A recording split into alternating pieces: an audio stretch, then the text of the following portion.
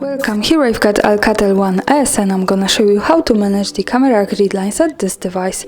So at first we have to tap on the camera button here to open it, and for now we are in the standard photo mode, so let's go to more advanced options now.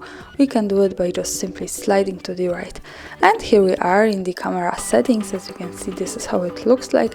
Now let's slide a little bit down to the composition line option.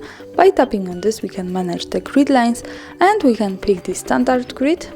So let's go back to the camera now, and it shows us these lines. This is useful when we want to use the rule of 30 in photography and making experiments with composition. By going again to the settings and pick once again the composition line, we can change it to the golden section. And in the camera preview, as you can see, we have this spiral now.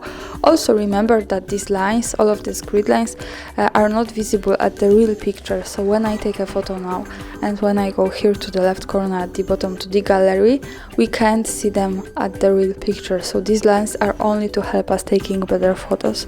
And when we go once again to the settings, to the composition line, we can get access also to reticule.